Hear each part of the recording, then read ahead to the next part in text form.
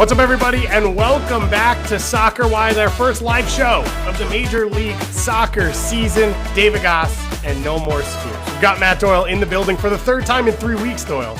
You are a permanent fixture now. I can't get rid of you if I wanted to, but I'm honored to have you here. I think we all knew that this was coming, especially because apparently Tom's pretty lazy. What, he took a personal day? Is that what happened? I think he had said that he only watches European soccer, so he really wanted to be focused coming out of MLS week 1. Yeah, focused on the Champions League is what he told you. Championship, I think was the phrase. Okay, all right, yeah. He's just trying to make sure Patrick Agyemang's next landing spot could be more comfortable enough for him. Tom is on CBS this week. So if you want to watch Tom, you should watch Morning Footy on CBS or Paramount Plus, Golazo Network, anywhere you can every day this week, because he's on every single day just breaking down the real big stories, like Robin Van Persie, whether or not he's good enough to be Feyenoord manager. It's great because they clip a lot of it out. So I can just troll Tom without even having to spend the leg work of like getting all the way there on every clip. Not that I wouldn't watch every single thing he's on. What makes him the best, though, is no. So go ahead. I kind of interrupted you. No, what makes everything him the best, triggers though, it. is that you can, like, he's just so knowledgeable about the European game. Like, he could give you 90 seconds on Marlon Fossey because Tom is not the type of person to send like a panicked text to the group chat at 5:30 a.m. No, at 5:30 a.m. he is up grinding tape of Standard Liège, and like it comes through in his performance. It absolutely does. Also, of all the names, I was like, this is one that's been around. It wasn't like a 19-year-old. It wasn't David Promise David on the Canadian side where you're like, who I weirdly watched last week, where you're like, oh yeah, okay, this guy just popped up. Maybe it's worth knowing. Yeah, Tom is the consummate professional. We love him. He will be back on Thursday is what I've been told. We're going to have Joe Lowry on as well on Thursday. You should be reading Backheeled if you are not. He had his winners and losers of week 1. They had unbelievable team-by-team preview content that's still worth going back and looking at if you haven't. And a really interesting piece that just popped on Backheeled's main page from Elliot. You want to give me an assist on the last name? No, it's Brian McKay, I believe. Oh, okay. Brian McKay. Yeah. There we go. Yeah. I was going to say Elliot McKay, so I would have had half of it right by accident. Really good research there, David. Thank you. Where he talks about Major League Soccer and sort of taking advantage of the Messi effect or not. It's a good, bigger picture piece. And we are in it right now. Like 2025 MLS season has started. Club World Cup is in, 3 months? The full men's World Cup, the biggest one of all time, will be here in the United States in a little less than a year. Canada, Mexico as well. Like, this is what it was all built for. It is fun to watch. It is entertaining. Is it as big as it possibly could be? That's sort of the question of the piece. And I think it's worth going to read. Feel free to jump into our Discord if you are already a member to talk about it if you want after. Send us any questions. And we're going to try and answer that question, I think, a lot of weeks here on this show and sort of try and do some more content around stuff like that and covering the sport in North America. But for today, we're going to talk about some games because we finally had the games. So we spend like 2 months scrubbing preseason stuff and guessing formations. And then it all finally comes, and I kind of forgot on Saturday at 7:35 that it all comes at the same time. Oh, yeah. And then as fun as it was, and it was more fun than normal to start. Like, the goals were flying. I remembered why I'm a little bit annoyed that I have to have 14 screens up at the same time. Yeah, it's a lot. I think what we saw, because of the early game, the standalone game between LAFC and Minnesota, and then the success of the first edition of the latest round of Sunday Night Soccer, because it's not like this is the first time we've ever had soccer on Sunday night. 11 players on both sides, right. One ball on Sunday. But getting to see teams and like focus on one game and like getting to really know two teams, and like we got 3 chances at it this weekend, it was really refreshing. And I'm hoping that it's all a really big success, because I would like to bring back Viernes de Football. You know, I loved having that on Friday night. And you could put 2 standalone games on Friday nights. And these are star-building vehicles. You know, like this is a chance for someone who's a fan of, I don't know, the Sounders Yep. to get a look at Atlanta United versus Orlando City and understand Latte Loth has like Mac McClung hops, or, you know, Martino Hayda's movement in the final third, like stuff like that you, if you're watching 17 games at once on Saturday night, you kind of don't get a chance for. So I'm hoping that, you know, I think the Sunday Night Soccer this week, it was successful. Yeah. And I'm hoping that we keep getting more of that to the point where the decision makers and the schedule makers are like, let's get more of these standalone games, and give fans around the league a chance to get to know more than just their team.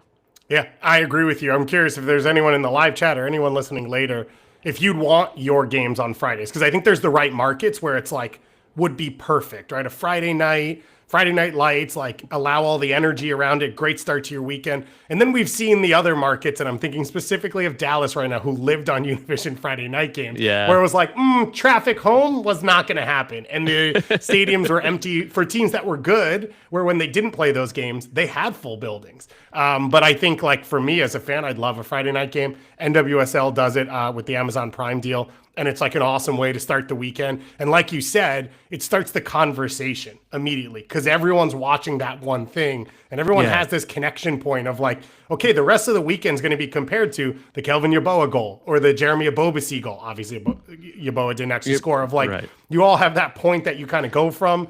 We had that in our Discord this weekend. It was like firing off.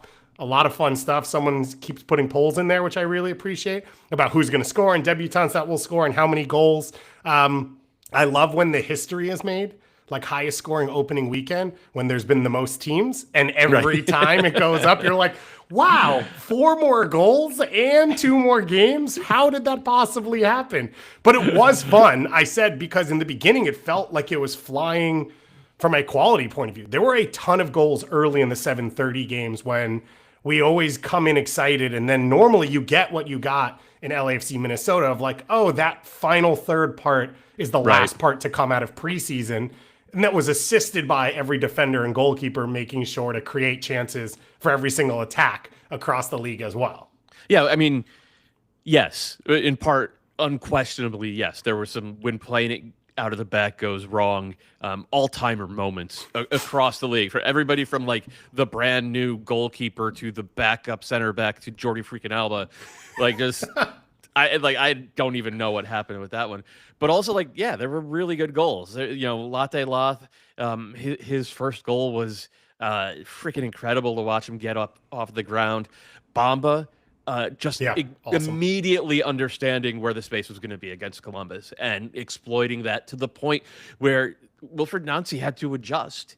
And Wilfred Nancy doesn't really adjust in game all that often. He just trusts the system that he's got. And, you know, Miami being awesome for the first 20 minutes and Messi doing classic Messi stuff. And then Toto Aviles doing Toto Aviles. Yeah. Like, no, you're right. It was like right out the gates. There was a lot to really enjoy, and then there was a lot to freaking laugh at because like it's just, it was very MLS, time after time after time after time. And shout out to Joe Lowry, who I think put a supercut of all the when playing it out of the back goes wrong moments up on his Blue Sky. It was savage that Joe was like took Toodle Ramen's tweet about it, or Blue Sky Skeet about it, and was like, oh, is name not enough? Let me make sure you see all of these people who made these mistakes. So 10, 15 years ago for MLS Soccer, we used to have a piece of content called Not Goal of the Week. And it was, I remember this. Well, it didn't last very long because people got upset about it. People in high places. But it would do numbers every single week, and it was all just blown chances. It was almost like Shacked in a Fool type of thing, where it's just like, Kai Kamara's famous miss where he like missed from literally 1 yard out. Like that was the pinnacle of it. But like there were every week in every league in the world, there are incredible blown chances. We did that for MLSsoccer.com back in the day. That lasted less than a year. It was really good though. I miss it. It was eventful this weekend. It would have been a large piece of editing for anyone who wanted to do it. Let's start on a high and then we'll get back into some of the mistakes. Now there was. I just want to interrupt and say that I've already started on a high because Figo is in the chat. Yeah. Shout out Figo. Papa Figo back from vacation. We appreciate having you here as always. Let's start with our winners of week one. He would like you to say the New York Red Bulls, who I actually think could find a way into my worry meter, which might come up a little bit later in the show, because after the weekend, then I have to sit down and watch all the games for the first time. And I actually most recently watched Cincinnati against the Red Bulls. But let's start with our favorite performances of the weekend, Doyle. It could be a winner. It could be what you enjoyed watching. What stood out to you in week one? I'm going to go more holistic and say big spenders were the big winners because of, Latte Lath is the new single, transfer fee incoming record. He was awesome. 2 goals, and they weren't, and this is something that Kalen pointed out to me, and we were talking on Sunday morning, like these weren't him using his speed to get behind the back line and just do stuff that few other players can. This was like the first one was a Joseph Martinez style, wow, this little guy can really get up, header in the box, and the second one was a Wando goal. And if you're scoring those types of goals, in addition to, he's probably going to score 10 or 12 goals just by being faster than any defender in the league. If you're scoring all those types of goals, you're going to more than justify that amount of money. And this was a brute force win that Atlanta got because they just had more talent on the field, and Latte Lath was the biggest part of it. The other one is Kevin Denke, who was the record signing for about 3 weeks before Atlanta got Latte Lath. And this guy, like, my big question with Denke was just because of the way Cercle Bruges played, because like Tom, I'm up at 5:30 a.m. grinding tape of the Belgian league. My question was, is he going to be more than just a poacher? And to be clear, I'm okay with a guy who's just a poacher. Like, if you can poach 15, 18 goals a year, you're worth the money. And with the team with Orejano and Evander, it's probably enough. Exactly, but he showed so much more than that. His ability to come back to the ball and link play and then actually hit a pass before the pass, he was really comfortable with his back to the goal. And then he gets the game's only goal, which was a massive error from Carlos Coronel, but like he capitalizes on that, and then he's still finding chances. Didn't bury any of the late ones, but like still finding chances late with sort of like classic striker stuff. Yeah. I think we are into an era now where parity is going to start to fray a little bit, where there's going to be some correlation between big spending teams and winning in a way that we really haven't seen over the past 10 years. I think it's actually starting to happen now, in large part because front offices have gotten smarter and they've hired people who are smarter about scouting, and they're going to spend money in smarter ways. And if you have a checkbook, an owner willing to spend on the infrastructure before you spend on the players, it's going to be like a really small needle to thread for the Montreals and the Philadelphias of the world. I wonder if the other added piece of that is then also just the sheer numbers. So it's like, I've always said goals cost money.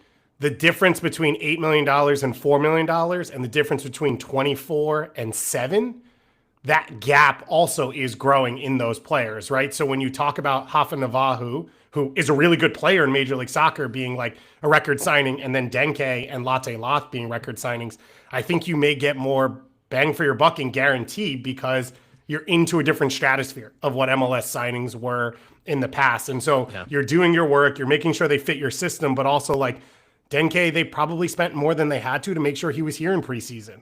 And then you're spending more than you have to because he's younger and therefore he has more time that he can be on the team, which means the next signing can fit in easier if he's still there and there's already that central point. And, Almiron is kind of going to be that now for Latte Lath. Like, I think there's other, on top of what you talked about, I think there's reasons to say $25 million could be really well spent. And then the gap between the other teams, which are like, well, we have a DP center forward, and it's like the label isn't enough anymore. Like the Right. label just means you also use that mechanism. It doesn't mean we're talking about players in the same stratosphere in terms of what they're capable of. I think that could be completely fair. Then the other side, though, is like it's Major League Soccer and everyone's kind of shuffle their way through performances. I will say on the Cincinnati game, I thought Evander was fantastic as well. You saw most of why he is so special. He likes to pop up everywhere on the field. So much of the game goes through him, which means he can constantly set players up. Like you see the amount of times that he tries a slide pass, and then you think you have it closed. He drops the shoulder, fakes out wide, and then clips it to the far post. And it's like been building and building and building. And I thought you saw the wing backs be as involved as they've ever been for Cincinnati centrally, like being finishers or potential finishers on the back post. I mean, there were a couple of wing back to wing back attacks. I think Yedlin almost scored a goal. And Engel almost scored from the right side. Yeah. As well. And that's like, you can anticipate a little more because you know Evander's going to hold the ball for a while. You also know his vision's going to find you. And I think Yedlin's going to have a huge year because quietly he was fine last year. But when they picked him up, I thought he was going to be Barrial on the right side type impact. And he wasn't that throughout 2024.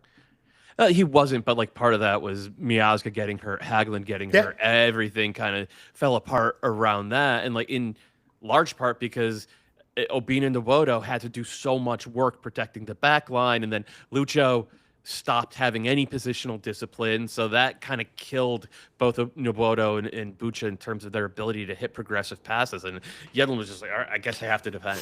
I mean, like this is my job is going to be more as a defender this year, and it was the right way to approach. He's just like a smart player. He's a veteran, so it was the right way to approach it. But like the fun way to approach it is, I think, what we saw in this game, and like to do it without Orejano, who's finally back in the fold now, long-term contract, and to do it without Miazga, who I guess is still a couple of weeks away.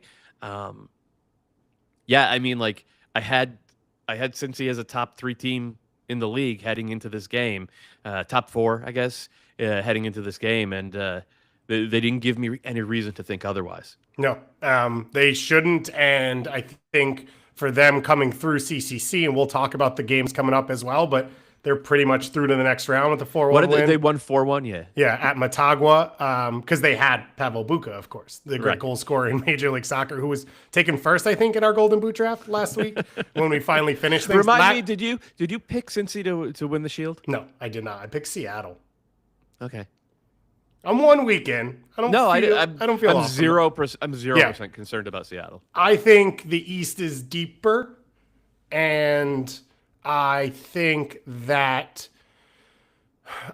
will have to at some point. I could be wrong about this. I wouldn't be shocked if I am because Evander's that good. I thought there would be some growing pains in moving pieces around that would be dropped points, and in saying that, Seattle pooped the bed and dropped points in game 1 at home, and Cincinnati didn't. All right. So I was on No Sarietis with Jeremiah Oshan yesterday, and he pointed out that Seattle, I think, had 5 one-goal home leads in the 85th minute last year, and 4 of them, they dropped points. It's really, really weird from a team that is so solid defensively. But his take was that a lot of that last year was they weren't good at being on the ball and sort of pushing for to make it 3-1 instead of. Well, that was the story this weekend, right? They shouldn't have won 2-1. They should have won 3-1. It felt like a 3. And to Dean Smith's credit, he said that after the game. He's like, we did not. We'll take a point, but we did not deserve one there. So, like, full credit to Charlotte FC, because I don't think there are a lot of teams in the league that would have. I mean, it's Christian Kalina. Like, I don't think there's a lot of teams in the league that would have walked away with a point after that performance. But it goes back to what I was saying. Like, after all that and playing on some short rest, I can't bring myself to get at all concerned about Seattle. If they're still doing this 5 weeks from now, then maybe we talk. It's fascinating that they rotated heavily, but only in the attack. And I get the depth is there, but like, doesn't that make you more worried and want to rotate the defense to try and make sure everyone stays healthy? Either way, they still were not able to hang on to that lead. But let me throw a last thing in here on Cincinnati, because if you go back and watch And I'm sure everyone's watched the goal with Denke, but the highlight doesn't get it that well. If you watch the real time, he points to Yedlin for the ball into the space. And then when he sees Yedlin start to shape his hips, he gets his body into Hack on the goal side. And that bump is all he needs to then have the advantage. And so you can say Cornell should have come out cleaner, Cornell should have punched it, whatever you want. Hack is 5 yards behind Denke the entire play because Denke does that. Then 5 minutes later, Denke kind of knows Hack's coming for him because he's frustrated that he lost the battle, and he takes the contact with a turn and creates a chance going past Hack. And it's like, that's a 31-year-old Bundesliga veteran at center back. We're not talking about no one in Major League Soccer. And so I'm really excited for what he is and what he can be. And if he's going to hit the ground running like this, like I said, coming out of the CCC game, the way he strikes the ball is unbelievable. So he's going to score goals from all over the field because he gets over the ball so quickly and he hits it, I think, in different ways from the same posture rather than having like open up his body and shift the ball on him. And then if he does these things, he's going to score a ton of goals. It's a really good point because like those are the little battles. Like Kalen always talks about this, and being around Bradley Wright Phillips, who's one of the best in league history at those little types of 1v1 battles that nobody notices except strikers and center backs. Strikers and center backs will talk to you about that stuff all day, and like nobody else notices. But it's like, yeah, you bump him 2 seconds before the ball is played because you just need that yard and a half of space. And if you do have that yard and a half of space, then you're gonna at least get a chance out of it. And like Denke basically outfoxing repeatedly a 31-year-old Bundesliga veteran. Speaks really well of the money that Cincinnati spent this offseason. On the Latte Loth goal, for comparison, Stian Gregerson has a 10-yard run-up, and their heads are at the same height when Latte Loth heads that ball in, taking the step back and going up into the air to head it. And Gregerson comes straight across the ball, like if he's a half second away from getting there, but it shows what Latte Loth can do. I want to talk about another winner from this weekend, or positive performance, whatever it was, which hasn't been mentioned as much. It was actually fascinating how many teams went on the road and got results, and that's the Philadelphia Union. Going and putting up 4 goals in Orlando, doing so with a 20-year-old at center back, a debutant at central midfield, also a young piece, Danley coming back and being a part of it. So like kind of a new spine for this group. New spine and a new shape too, because it was a 4-2-2-2 instead of the diamond. And the 2-2-2, one, made a lot of sense with what they're capable of doing, and it was extremely effective in this game. So for one thing for Orlando was Robin Janssen, I think, picked up the injury in warmups. So he got rotated out at the last second. Bracalo comes in. Schlegel gets shifted from right side to left side.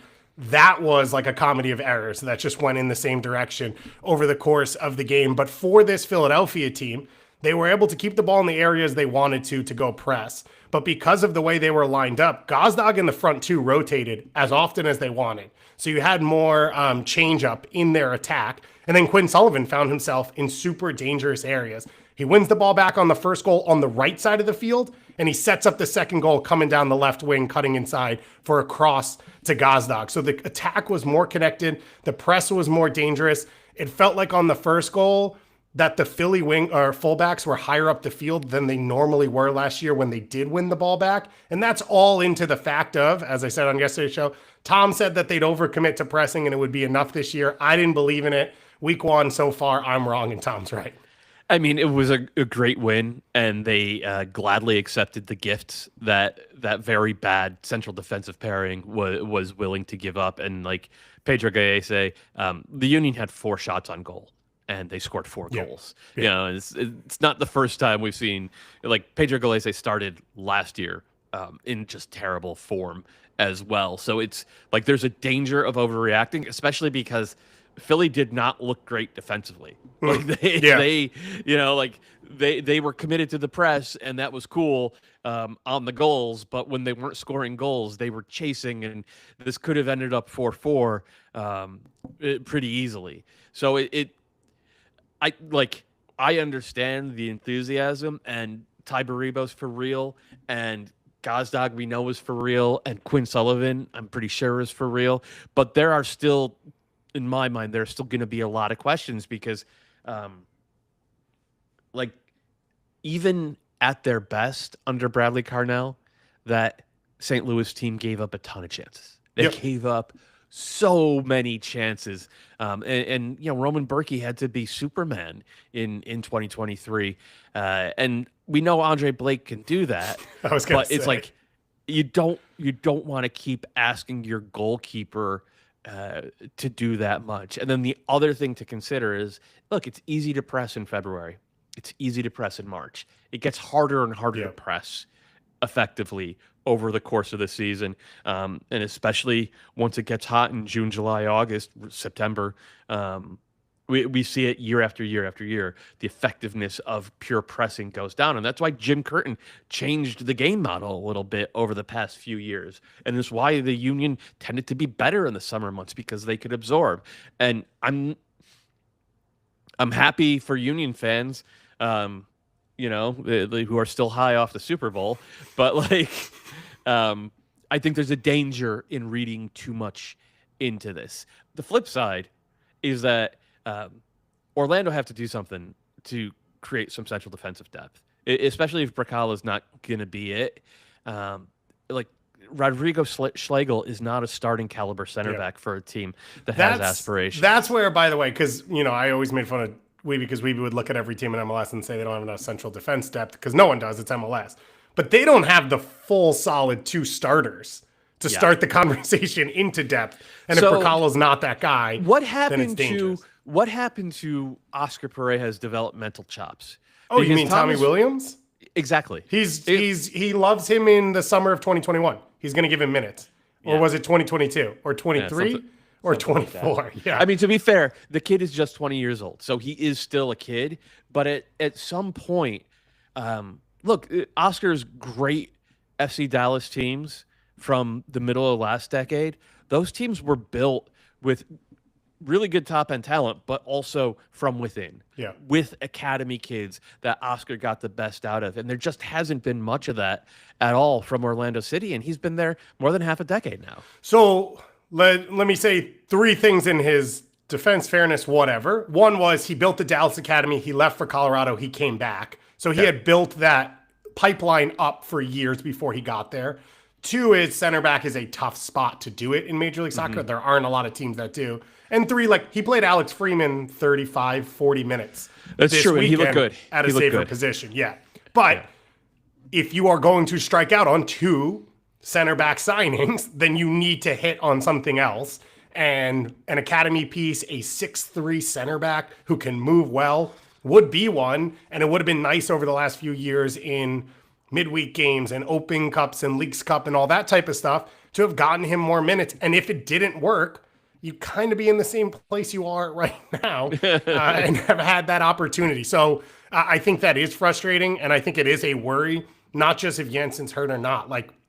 The giveaway on this goal is Bracalo doesn't look at his own center back's feet of where to play, and then Schlegel just sticks his toe out at it because he's off balance, but also because he doesn't anticipate the play. So they both look bad in the same moment. I will say I like Pasalic. I like his game. I thought he might be a pure straight line runner. He comes. You like inside. the guy who scored. You like the guy who scored 2 goals in this game. Oh, yeah, wow. I was intrigued. Really daring. Yeah, I was intrigued. I would say he's Ivan Angulo with goals, which you have to love. And I'm sure everyone will be very excited about that. Do you have any other big winners from a team-wide point of view that you want to hit before we talk some more individuals?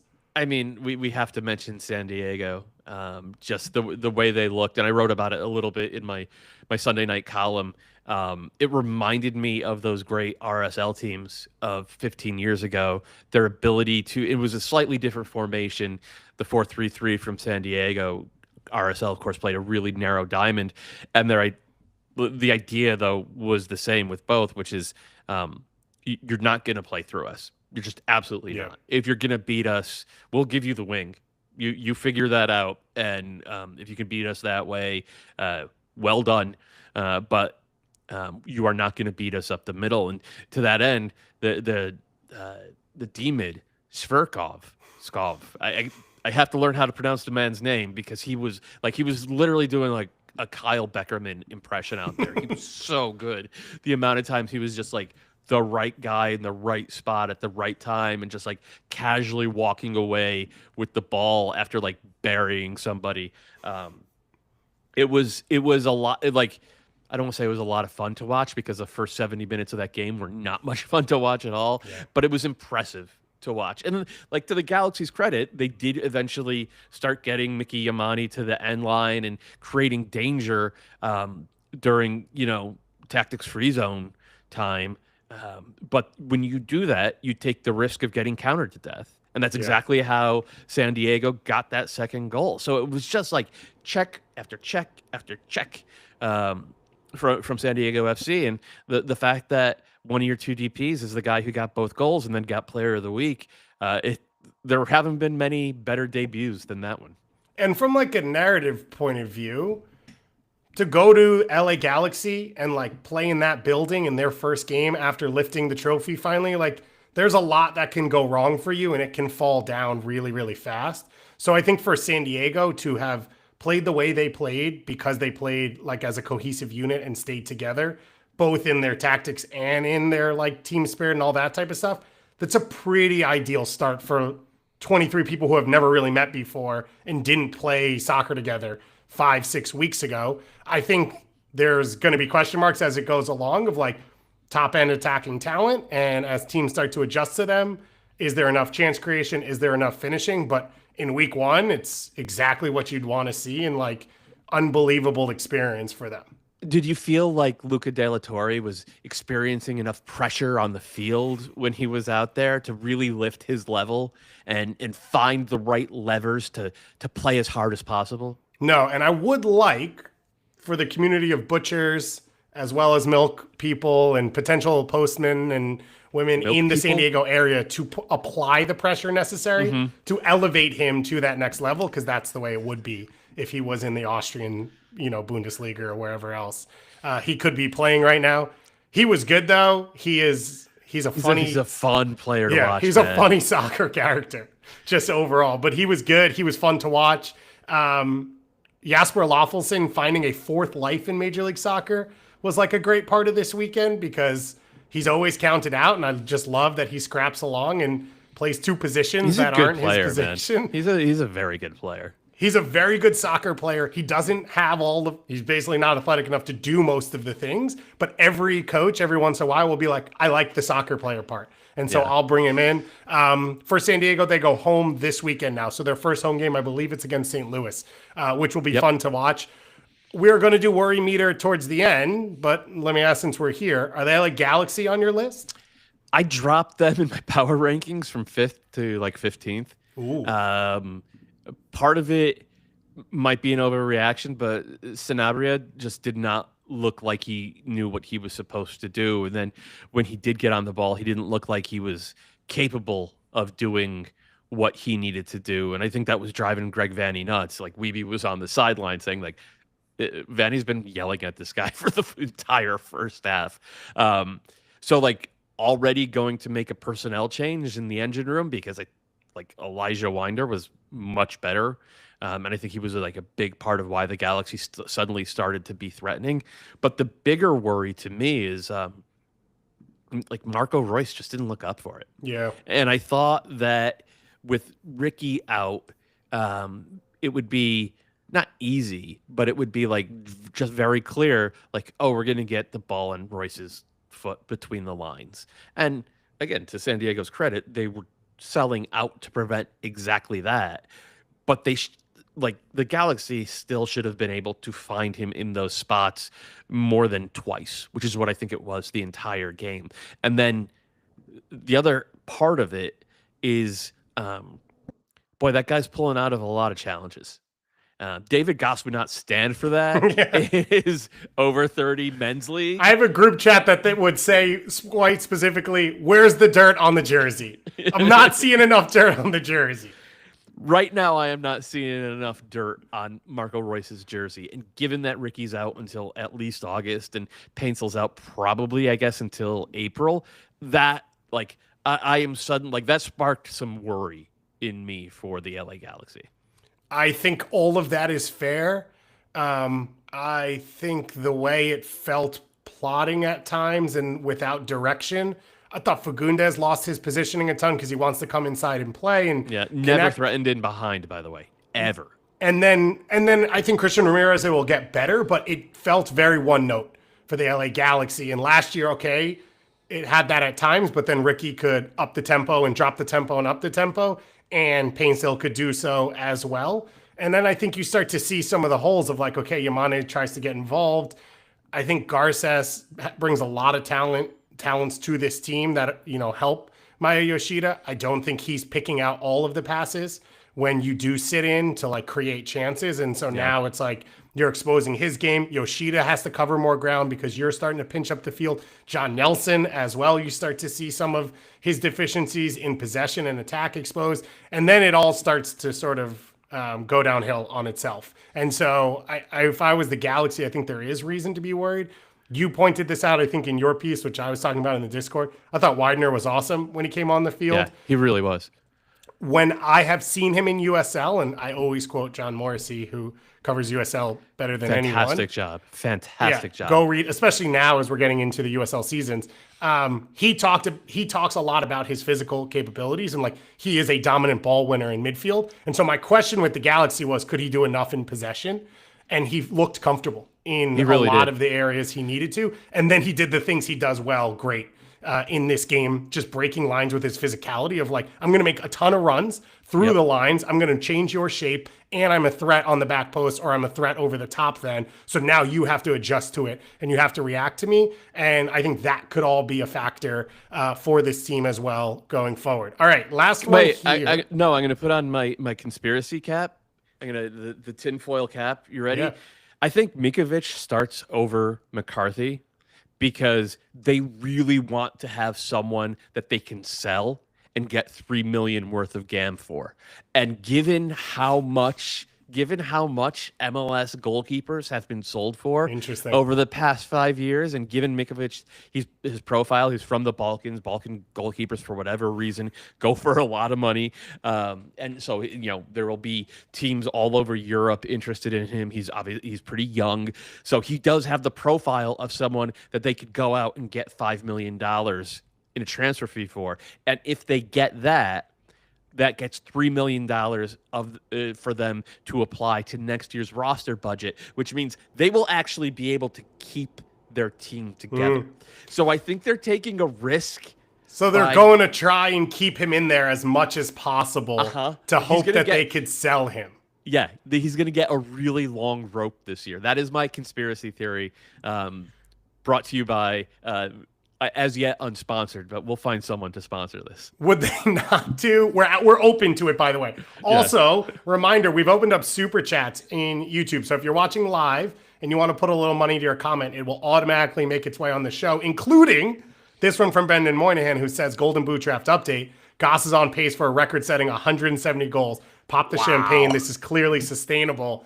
Give me my money right now. Not that we bet anything for it. It's all pride. That's a dirty jersey. That's what you get when you give pure effort, Team Goss. So thank you, Brendan, for both your contribution and for your comment and your update. And anyone else can throw anything in there if they want. Wouldn't that be the same with Ade then? Right? Wouldn't those be like the two they could sell? Because there's not a lot of sellable pieces outside of Gabriel Peck. So in the rest of this team. I think they spent too much on Ade. To be able to flip enough into allocation. Yeah, like they would have to sell him for like $6 million, and I don't think that's going to happen. So I think it's just like John Nelson is a better soccer player at this point. I thought Ruben Ramos was pretty promising. Yeah. And they need to do that. Like that is the next thing for the LA Galaxy. Like if they start developing their local talent the way like the Sounders have or Philly has, don't even it's get just me started. Yeah, like they've been sitting on the world's biggest one of pot two. of gold. Yeah, fair. To be clear, LAFC have been just as bad, if not worse. Do not disrespect Nathan Ordaz like that. They have been sitting on the world's biggest gold mine for 30 years, the Galaxy have, and they have just like steadfastly refused to pick up a shovel and start digging. I wonder how much seller's remorse they have for selling Jalen Neal before the cash for rule came in. Yeah, I was thinking that same thing. And I have talked to some people who are also like, Montreal got the deal when they needed to get the deal, because they are probably not the team that's going to drop $2 million on an internal move, but they got it for allocation money, which they already had inside the league. Either way, a good first weekend, epic moment for San Diego. I'm excited to see it. So Snapdragon Stadium is hosting the She Believes Cup final between the U.S. and Japan, and then the doubleheader, of course, with Australia and Colombia on Wednesday night. And then it will be the home debut for San Diego FC the Pray following for that week. turf. Pray for that turf. It has been one of the worst fields in the country. And then I believe San Diego Wave host week 1 the following week as well. And then we're into it until we get to college football when they add, 125 athletes who will walk around on the field and stand on sidelines on the field. It's going to be interesting, but it's a cool place to watch a soccer game. Like every time they've had a big event there, they hosted the NWSL final, they hosted the Women's Gold Cup, all those types of things. It's been like a really good atmosphere. So Would you move to San Diego? Would I? Yeah. Do I have anything else related to it, or it's just generic? It's just generic. It's like you and Megan both get jobs where you can work completely remote. You're financially secure. I'd be happy to live in Tijuana, I think. Yeah. Okay. All right. Yeah. I'd do the drive across every day if I had to, or the walk, whatever it ends up being. I'm not sure if San Diego's my city specifically, but we were invited out there by the San Diego football group, so I could go out and find out. I will say this. We haven't talked about this on this show. I stayed at the Saquon Casino and with a group of friends who had all worked in professional soccer, and we came up with this dream of starting a USL team tied to a resort somewhere in the United States. Mm-hmm. And 6 months later, they announced an MLS team. What I'm saying is if you live in a city that doesn't have an MLS team and you want one, invite me, build a lazy river, and then talk it out with me on that lazy Branson, river. Missouri on line 1, Dave. Ready to go to the Ozarks? Yeah, I would be happy to. Zippy Tuna, by the way, thank you for your contribution to sponsor Doyle's conspiracy segment. So we're already partially the way there with our super chat. So we appreciate your contribution there from Zippy Tuna. Let's move into, we're kind of just talking about everything as we go along, but I was going to have us do favorite debutantes specifically in MLS. We talked about Latte Loth. We talked about Denke. Anders Dreyer. We have to hit that because he's the other DP, and we had someone in the chat be like, we spent $5 million on him, and he has the same amount of goals as Latte Loth. Totally true. And he was huge for them in this game, and it's sort of a lot of what we talked about on this show, which is he's a finisher on that right side, and Chuki's going to come inside and create, and De La Torre is going to create, and we don't know how much goal scoring they're going to get at the number 9 position, and Dreyer's on the field to be a goal scorer, and he did that when it was necessary to close this one out for them. Yeah, I mean, he accepted the gift with grace on the first one, and the second one, he was just doing what any professional winger should do in that situation. He's going to be a really good player in this league, which is not a surprise at all, given his pedigree and his age and physical profile and all of that. And tip of the cap to Tyler Heaps in the front office and the coaching staff and the ownership for going out and being ambitious with these types of guys. That said, the D-mid is still the one who stood out to me. Shverskov. How well does he have to play for how many games for you to learn how to pronounce his name? I'm gonna have it by the end of next week. Okay. And I guarantee you, by the next time I'm on Soccer Wise, it'll just be rolling off the tongue. I'll sound like a native Danish Russian speaker because he's Danish Russian. Yeah, no, naturally, it's one of the strongest communities that you are a part of. It's one of the things you associate yourself most strongly with. He was part of what was a ton of pieces that came into the league and played really well. A lot of them were unknowns.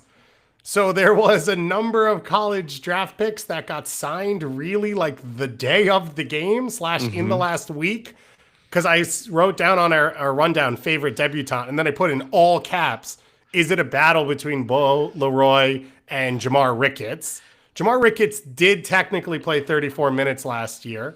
So he couldn't come off this list, but then Wyatt Myers right there, staring you in the face, saying, don't forget about me. I think it was Bo LaRue. I don't think it's Leroy. I was focused on the first name, which is a name that I don't know how to say. I don't know anyone with that name. And Bo? Every time I see it written, I hate it. Yeah.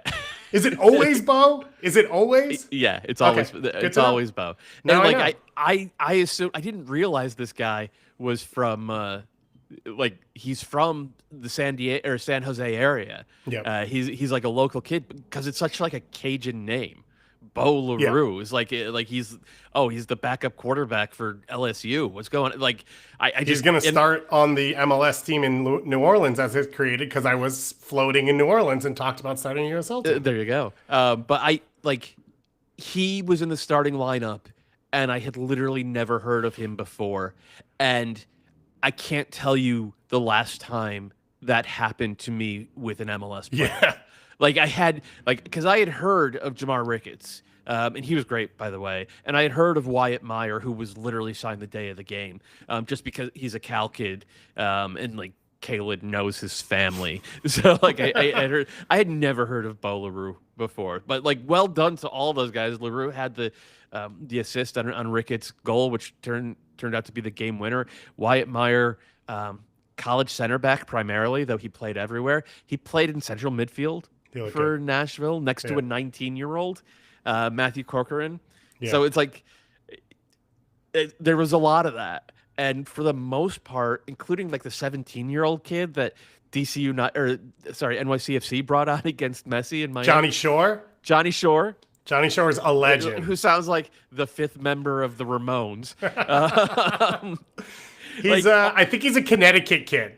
Is he? Yeah. No wonder he's got dirt on the jersey. Well, he might be Manhattan. Some of the other ones maybe are Connecticut. There's a big Connecticut contingent right now at NYCFC. You know that Storrs, Connecticut is considered the sixth borough. So like it makes sense. I have heard that from one person. So yeah, it's out there. You're right. It's something people are talking about. Anyway, there were a lot of like really positive moments like that around the league from teams that need them. And specifically, San Jose needs that. They need to have kids from their academy. They need to hit on their draft picks if they're going to rebuild this team into something respectable or beyond.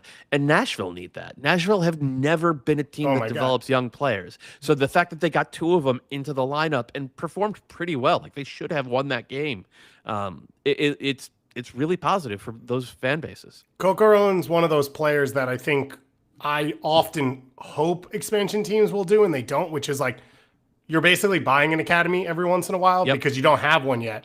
Nashville just hasn't had one. They haven't really created a robust one. They've done some good things with Huntsville. It's been a lot of like older players, college grads, whatever, which is fine because those players can come and contribute into your team. Literally what we're talking about with San Jose, as Peter Hilke says in the chat, that LaRue cooked last year with Town FC and had like deserved the opportunity. Jamar Ricketts as well. So like that's fine. But when I saw Corcoran get the start, I was like, is that the youngest player in Nashville history? And I immediately went on. Youngest starter. And Ben Wright had it, yeah. And 615 Soccer had it. And like, that's huge for this club. If he plays well for a year or two, that's the sale of that first player that funds the academy for the next X years. That hasn't really happened for them.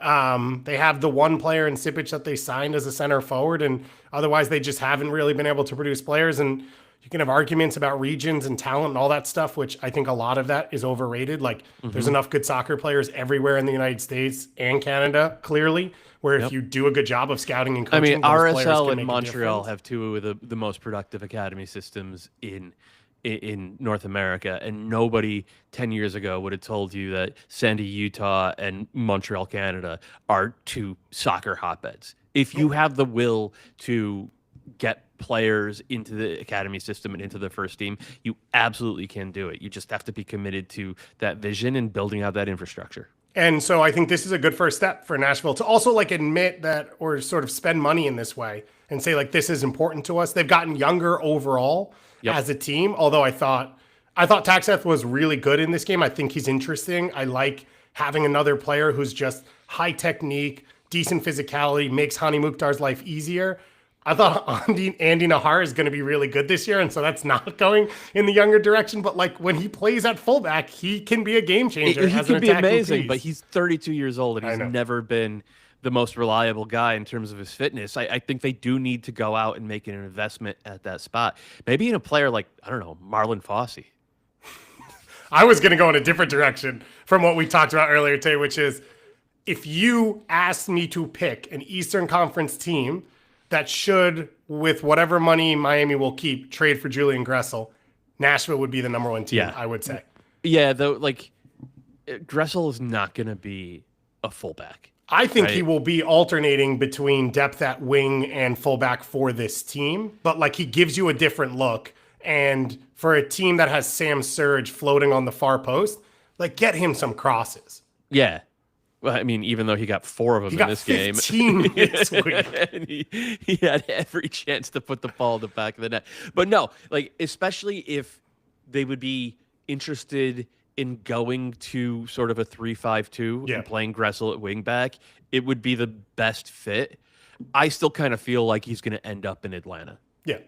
Because I think they do want to go to a 3-5-2. They want to play Latte Loth and Almiron up top, and they want to have the extra center back on the field because they frankly need it with the way they defend. And if you're going to do that, I mean, it's a choice between Gressel and Brooks Lennon. In the big games, I would rather have Gressel out there at right wing back. Oh, interesting. You think he would come in and be the starter at that position? I take him over Brooks Lennon, yeah.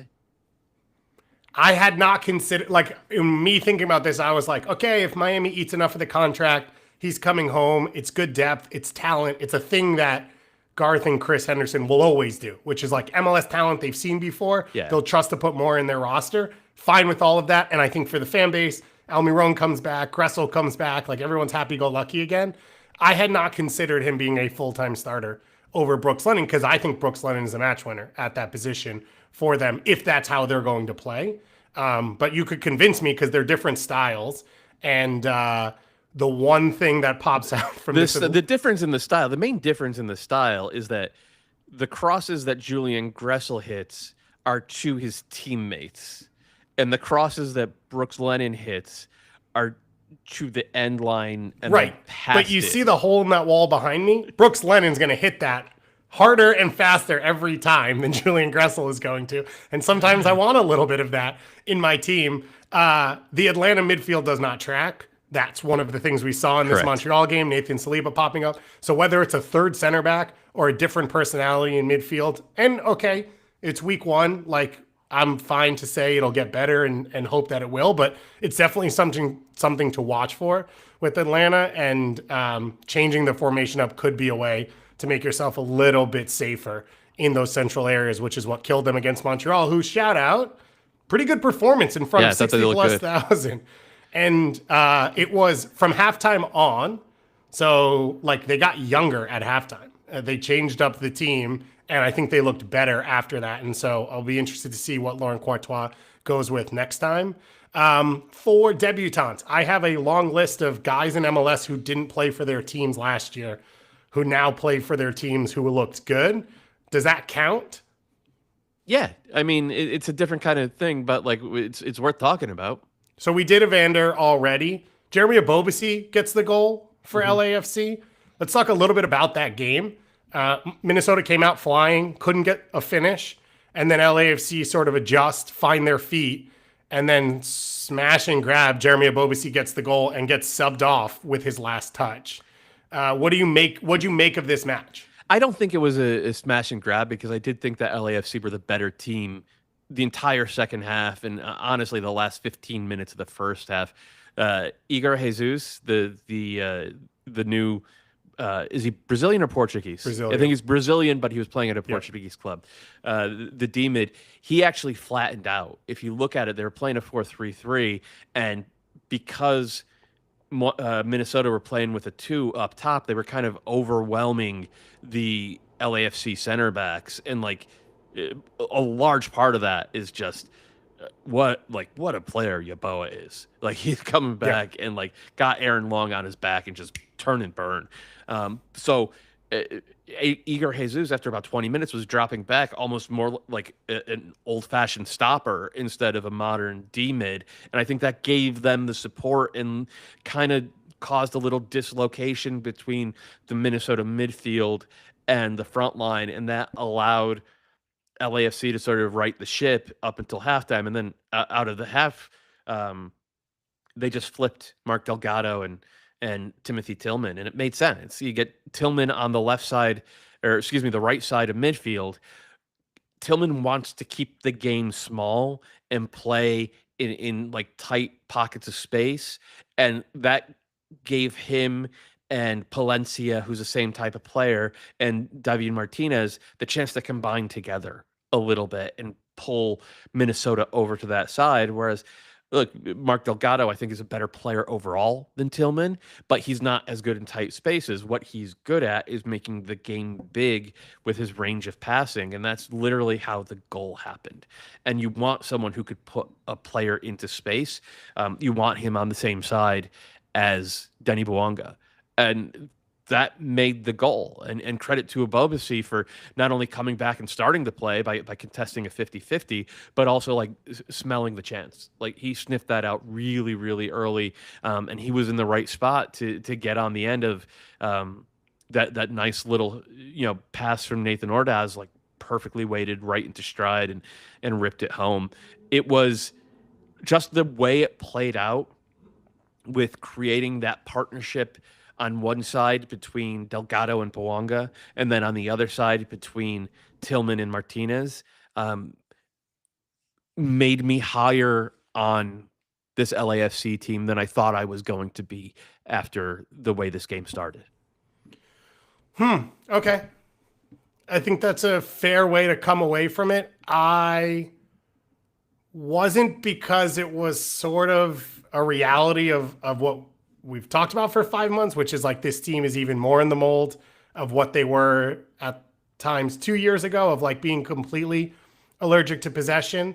And I think you saw in that first half just the inability to take advantage of spaces left by Minnesota and be able to play into those spaces and connect. And so if it wasn't vertical and if it wasn't direct, then there wasn't really much there for LAFC. But then they won 1-0 because they have a ton of talent and they all fit that really well. So I kind of feel exactly how I did about LAFC. I feel great about Minnesota still, although Mike Beckstrand in the chat says thoughts about Yeboah balling but having no support. I still haven't seen anything on why Robin Ludd didn't start this game. He came on in the 65th roughly, but it's just the obvious one piece of like, well, Pereira's supposed to be this, but no one really linking the game for Yeboah. Yeah, no, I mean, I like starting with Yeboah and Tani up top. I think it was the right call. Yeah, I think that it put LAFC under a lot of pressure. On a different day, Tani probably makes it 1-0 inside of 5 minutes. But the real problem is that Pereira has not been that guy yet, right? And maybe he never will be. But he's out there playing as a 10. He's supposed to be the one who has the genius moments. Yeah. He never takes a player out of the game. Yeah. And that's a worry because they spent on him and they're clearly committed to it. And look, Robin Ludd had 15 assists last year, right? Like if you're trying to win games right now, it's hard to argue that Robin Ludd is the one who should be starting on the bench. And then beyond that, look, they signed a couple of players this offseason, a South Korean kid and then a French kid to play central midfield. I thought Will Trapp was really, really good this game. And I'm generally not a Will Trapp fan. But they got to get those guys onto the field if they're going to elevate to the level where they can seriously threaten the LAFCs and Seattles of the world. I thought part of Trapp being good was I thought Dotson was very good, and it's the two do the things the other one doesn't do. And Hassani Dotson was playing for a contract in the first 35 minutes of that game. Should we plug Anders GoFundMe to buy out Hassani Dotson's contract on behalf of the Sounders so that Anders can bring him home? If anyone wants to continue to contribute, we'll allocate those funds across Matt Doyle's conspiracy theories platform as well as for the freedom of Hassani Dotson, which, by the way, will be converted to an Nkosi Tafari fund pretty soon. I'm pretty sure I'm going to be like, get him out of here, get him to a team he should be on. To me, it's a very clear fit on this team because he would step into midfield and connect passes, and he would go on runs and become an unexpected factor in the attack. Like, that's one of the things that makes him good. The things he struggles with at times are staying as part of a clean back line. That's what Aaron Long's good at, and that's what you have. So I could see this team play all three of them and be successful, or I will spend the next 9 months yelling about how every other team should trade for Nkosi Tafari, and I want justice in that position, and all those types of things. So we'll see where that goes. For the other MLSers that popped this weekend on new teams, Jack McGlynn, I talked about it on the recap show yesterday. If you haven't listened to it, it's out via podcast. He goes down soft on the Musa foul or no foul that leads to the second goal. That was no foul. Okay, I don't care either way. He does the thing where he expects the foul. I've seen you play pickup. If you hit someone like that and they went down, you would have been standing. If you would have been you would have been standing over him screaming at him. It is all of the I'm going to look like a soccer player thing that people do, which has frustrated me since I was 11 years old. But everything went through him. He looked awesome in this game. He did. He's going to hit blind balls to the far post over his shoulder. He's going to step into the final third and create chances. He's cracking shots from distance. We don't get this very often. You talked about it with Diego Luna last year. We're going to see a bit with Brian Gutierrez, although Bamba was awesome, which is a young American player being the center of an attack and a team, and Jack Nicklaus's getting that chance. We're not going to see it with Brian Gutierrez next week. Because he's suspended? Yeah.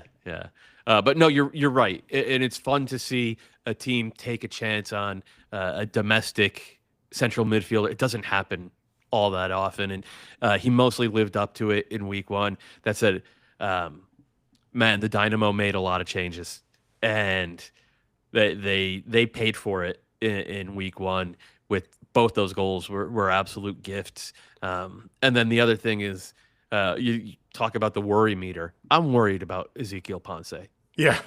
He does not look like anything more than maybe an average number 9 in MLS. And for a guy who's the club record signing, that's bad news. And then the other aspect of it is he's a number 9 who wears the number 10.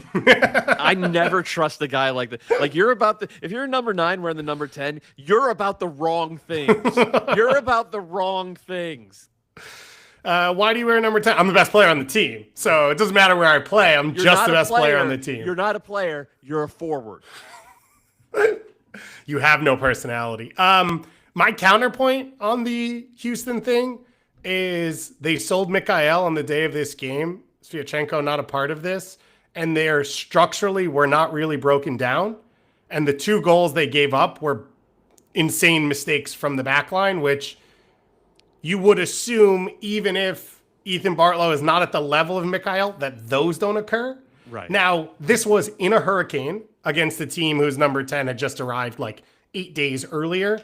And so I'm not going to take all of that, but that would be my counter for Houston fans is it actually wasn't structurally poor, or it's not just pure 1v1 defending issues. Trust the process, but I don't really trust the talent. I'm sorry. It's I'm going to need to see some proof of concept from the guys that they do have. Though Femi Awadesu was pretty good in his MLS debut.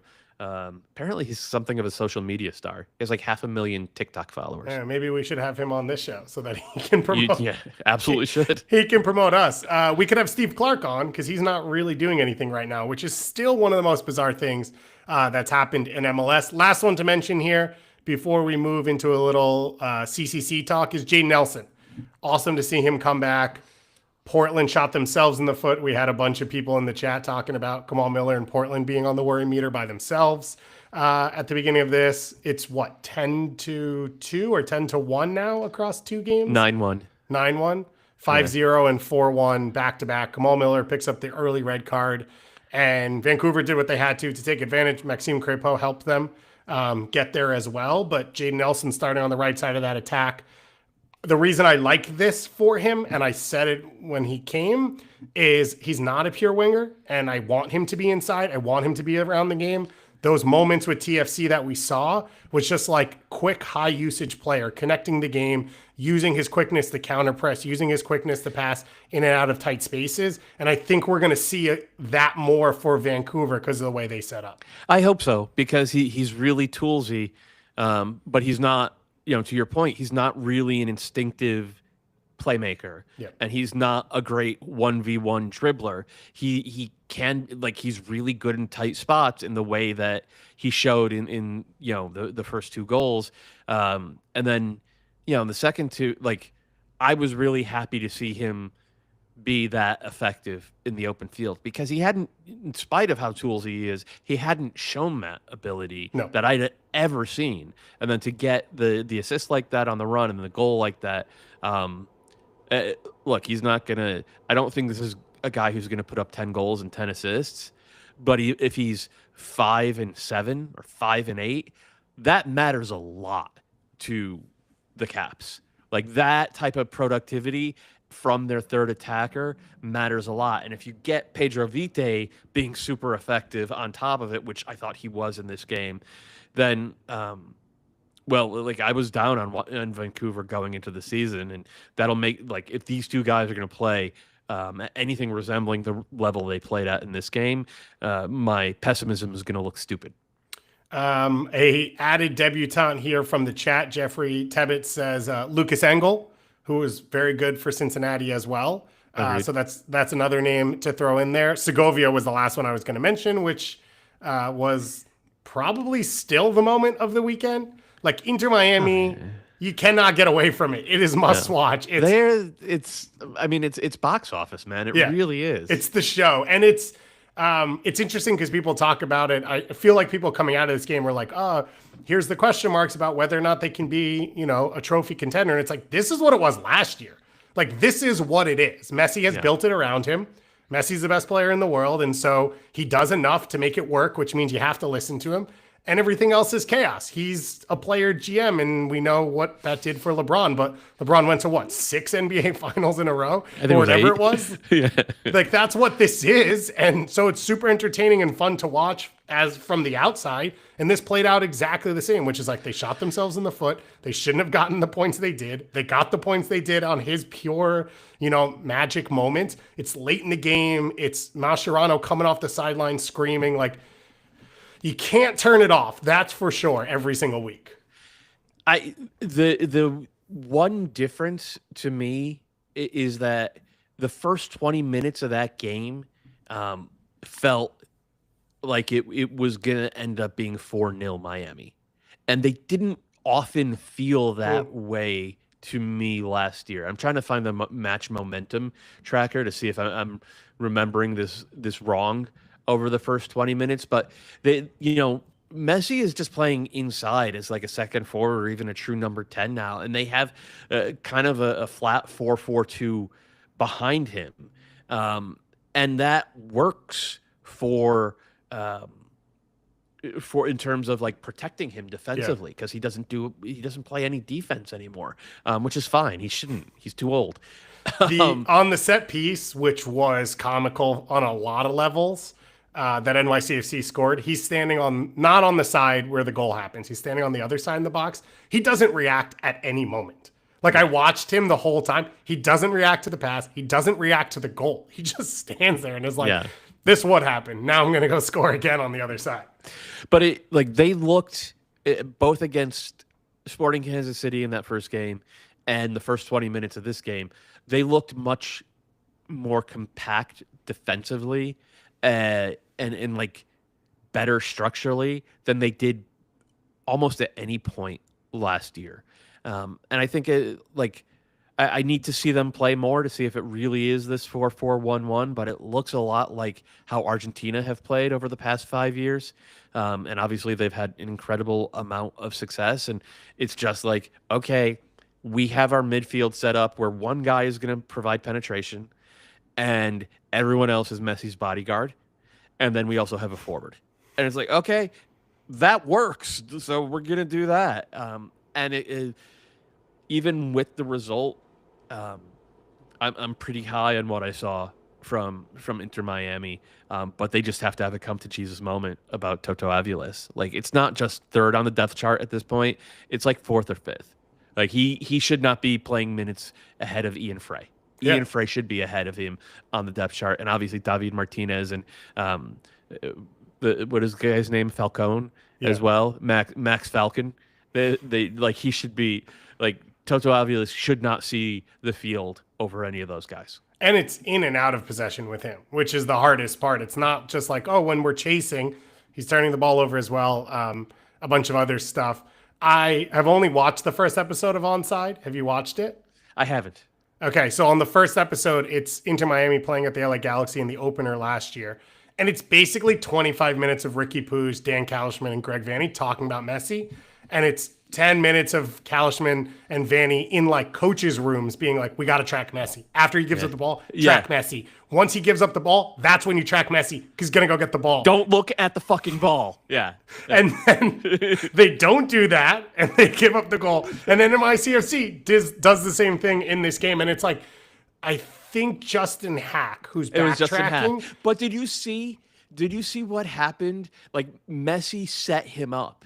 Because, and shout out to Felipe Cardenas who did a great job of pointing this out, because I made a video of the first Miami goal, where like just showing how Messi always smells that direct run into the box, and like Felipe pointed it out on Blue Sky, where it's like it's not just that, it's the way Messi sells that he's not thinking about it. Because he takes an extra long follow through after playing the ball back to Jordi Alba and makes it feel so casual, and Hack completely switches off for half a second because of that. And as soon as Hack turns his head, Messi goes. And it was just like, this is the simplest stuff. Like the thing that we all will remember about Messi and we'll be telling, grandkids 50 years from now, Weeby's grandkids. I was going to say, yours, mine, Tom's? What are we doing Grandcats. Yeah. 50 years from now is the 1v1 stuff and the incredible passing and the free kicks and all this stuff that is like inimitable. Nobody else has ever done it at his level. But the thing that makes Messi the greatest of all time is that on top of it, he does the stuff that anybody can do at a higher level and with more consistency. And that first goal is the perfect example of it, because anybody can make that play where you sell the fake essentially, and then make that run where you, like, as soon as the defender turns his head, boom, you're diving directly towards the penalty area. And he scored 800 career goals, and he's assisted on 450 more, and probably half of them are off of sequences that resemble that in some way. Well, on the second goal, I was going to say, Parks is behind him. He's got two NYCFC players behind him. Hack feels, and he's right, he has to shut down the run centrally, and he leaves open this window, which 3 players in the world are going to hit. And then Segovia still has a tough finish, right? He makes it, he takes Segovia's away the threat from but it's like, this is a kid who just joined this league, who came off the bench in the highest pressure moment, and he chips the keeper. It was overall an awesome goal. They are on again tonight against Sporting Kansas City. We have our worry meter here, which we went through most of them already. Should I tilt the camera so that you can see the cats starting to fight? Because this is really good right here. Inter Miami level box office stuff. This is Toto Avilas. Jeffrey Nesker says, Doyle, what do we do with our TFC panic button this year? It's still hidden in the closet as per your advice from last year. Yeah, just toss it in the trash. I don't think there's going to be anything worth panicking about. I think what you should focus on this year is Bernadeschi still being bought in, which he clearly was, and a couple of young players actually developing, which we might have seen a little bit with the left wing back there, and the pass that Cuejo hit that led to the first goal. Like I like Cuejo. I don't think he's going to be like best 11 caliber guy, but like there's some talent there. So just like hang your hat on that for 2025, and you have a really clean cap in 2026. So that's what you're looking for, in my opinion, if you're a Toronto FC fan this year. I did this panic meter and I wrote down a bunch of teams and I put question marks next to a bunch of them. And the only one where I put both teams from one matchup was DC Toronto, of like, is this a sign of panic for both of them that neither of them could beat each other? If DC get Fidel Barajas, which I think they did. Did they officially get it across the line? I think so. Okay, that's awesome. That makes them so much more fun to watch. No. DC United, agreed deal. It's Give Me Sport official. So okay. Yeah. All right. So. Depends on what you want to do, but Sam Stejko will be in my text right now if I don't say it correctly. So I'm just going to move on and go to CCC. So we've got Miami SKC coming up tonight. Miami leading 1-0 because Messi scored one of the best goals you've ever seen in 6-degree weather. And then LAFC are hosting Colorado up 2-1. Colorado is 0-0 draw at St. Louis. Clearly rotation for them. Obviously, they're going from Colorado to St. Louis out to LA for this game. This will be the focus. What do you make of some, now you've seen these teams for 2 games each, of like what this matchup is, LAFC hosting this time, needing to get the win? Sorry, my cat, she's destroying the couch. Oh God, this cat. Look, I like what I saw from Colorado in that first game. They were holding on for dear life then this weekend against St. Louis, short rest, and also missing 3 starters at least, maybe a 4th, and then 2 or 3 other rotation players. It's hard for me to imagine they won't hit the wall in this game. LAFC is still a really tough place to play. Colorado, for as good as they've looked, as resilient as they've looked, as good as Zach Steffen has looked, and I'm not historically a big Zach Steffen fan. It's hard to imagine they're going to be able to get the result they need out of this game. And on longer timeline, maybe that's good for them, right? Maybe not emptying the tanks with a long CONCACAF Champions League run is the best thing for this team to get close to 50 points again and to be credible in Leagues Cup and the playoffs. Yeah, I don't know. Like, I'm not expecting them to advance. I'm still expecting LAFC to find a way, but I'm pretty impressed by what I've seen from the Rapids through 2 games. Yeah, it's an uphill battle for them, but I think it's one that should feel attainable, at least in this matchup. Of like, if you sit in a block for portions of this game, I think LAFC will show frustration as long as your triggers are right on where and who you want to press and where you open up the game. It feels like the potential for Colorado to get a result here, because you get the 1 goal and you sort of like change everything. Now LAFC need 2. It becomes, a tougher task for them. You start to add into the frustrations they've already had. I thought Ali Larraz looked good again against St. Louis. I like his passing. I thought he looked better physically than he did last year. I don't feel like he got overwhelmed physically much at all in this game, whereas last year it was like, oh, this is like he just can't keep up at times. So that was a really good data point for Colorado right there. And can bring different elements into central midfield. Josh Atencio can bring them too now, so there's like less pressure on him to always be the piece in midfield, and so I think that's a nice option for this Colorado team. Cabral still doesn't give you a ton, and so there's like a low ceiling on this attack. It's really on Georgie, and then if Cole Bassett's not available, you don't have as much threat coming out of midfield, and it feels very isolated in the attack. It's like, can Omer get on the end of something? If not, you need a set piece or something like that. I think DiPietro helps this team a ton. Where is when he he's right back? now? He's injured. Okay, he's injured. Yeah, they're still trying to get him back to fitness. Yeah, so. I love if you swap him out for Cabral, it changes the attack. I don't think that's the plan.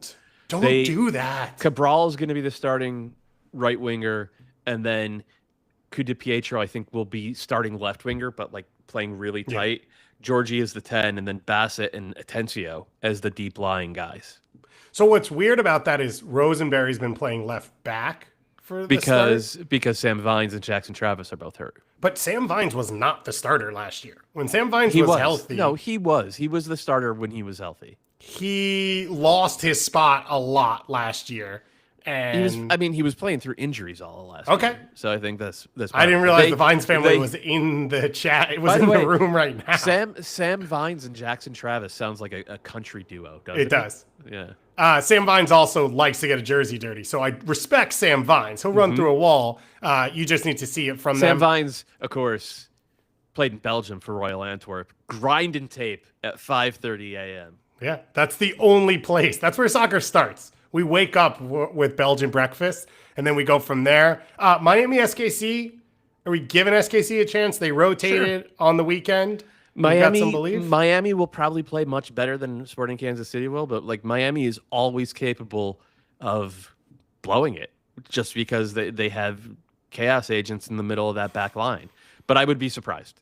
But it's not done. No. Sporting Kansas City, I guess they were rotations this week. The segment of the Austin Sporting KC game I watched had a little bit of blood coming out of my eyes. So I had to flip it over onto another game in the middle of the evening. Wednesday night, we have Cincinnati hosting Motagua up 4-1. That one feels kind of done. RSL 0-0 against Herediano, and then Seattle hosting Antigua up 3-1, which feels kind of done as well. We haven't really talked about RSL. They got blown out in that San Jose game. Mm-hmm. They come in here at 0-0. It has obviously not gone as planned. Elias Manuel's supposed to be the center forward. He's refusing to report to the team and play for them. And so there's a pretty big hole at the top of the attack for this RSL team that they don't really have an answer to. Yeah, I mean, it feels like they're going to have to go shopping. And like the obvious one, and I think we talked about it maybe even during the Golden Boot draft, is Duncan McGuire, because I don't think he's going to get that starting spot back for Orlando, which is fine. Like, players lose their jobs. Ramiro Enrique's been really, really good, but he's still a super valuable prime goal scorer in this league, and Utah makes a lot of sense for him, given he's pretty much exactly what that team needs. But for now, they're a team that's completely undermanned. They lost 70% of their goals from last year in Lookit, and got a tough break with the Elias Manuel thing. It is tough for them. The other name that popped up to me when I was watching this weekend, and he wasn't even on the field. He was sitting on a bench, which won't happen because it would be, well, maybe I'm wrong. I kind of assume once people have left somewhere, they're not going to go back. Danny Musovsky, doesn't play. Yeah. And he has been good in Salt Lake before, but there's also a reason he's not in Salt Lake anymore. And I would assume the animosity from that whole experience probably gets in the way. I asked you right before we got on how much money would Logan Farrington cost from FC Dallas, and you kind of gave me the answer I expected, which is it would have to be basically an external $1 million transfer. Right. I think so, because Dallas doesn't need the GAM. No, not at all. They need the player more than they need. Yeah, it would have to be a Godfather offered. So we're talking for $3 million plus. Does that sound too low? If anything, $3 million sounds too low, given he's on a team-friendly contract under player control for at least 2 more years, 3 more years, I think. $3 million is not too low to me because it's a fake number that you're probably never going to actually get outside of Major League Soccer. So it's like they need it for a specific reason, being he's already in the league and other transfer windows are closed and all that type of stuff. And he's not necessarily a starter for this team. That's where it comes up. Him and Duncan McGuire are probably the 2 best non-starting center forwards in the league right now. Unless you consider Jeremy Abobasi to be one. Which is another one, but he probably is not going to get traded. How much would Olivier Giroud cost for RSL?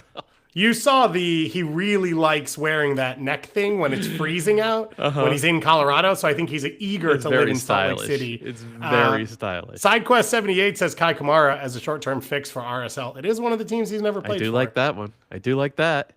He will, we expect, find his way on a team. So RSL, a little bit of worries. They are kind of the one undecided on Wednesday night, and then Vancouver plays Saprissa on Thursday. But we will be back on Thursday. Joe Larry will be with me. I don't know if Tom will be or not. I think it depends on the Belgian league schedule. So I'll check the Jupiler League. Jupiler? Sure. Yes, I knew Doyle was going to be all in for that one. I appreciate everyone in the chat throughout the show. We appreciate your contributions and support for our. Oh, there was one more team that I wanted to cover for the worry meter. It's the New York Knicks, just 0-7 against the Celtics, Cavs, and OKC. Just don't have it. Do not have it when push comes to shove against the best teams in the league. What's your worry meter on the Knicks, David? Because they're soft. So I got an email yesterday. I told my wife that I would run a half marathon in Sedona in February of 2026 if the Knicks and Mets both won the championship. So I feel pretty good right now. You're certainly not going to be running a half marathon. So it's kind of all working out for me, which is the focus here. And that's all I'm going to choose to think about. I'm an You've aerial always been more of a sprinter than a distance runner. Yeah. You know, you're short bursts. For sure. Short burst, 50 meters at a time, and then a day or two break, and then 50 meters again. But Juan Soto did hit a home run on his first spring training game. So we've got a lot to enjoy. We've got a lot to be excited about. Thank you, Doyle, for closing on a high and closing on a positive. That's why I like to have you here. Thank you to all of you for listening. Thank you if it's via podcast or live, and everyone in the chat. Thank you as well. We've enjoyed things so far this MLS season, and we're only 1 week in, so a lot to cover, a lot to talk about coming up, and we'll talk to you all again very, very soon.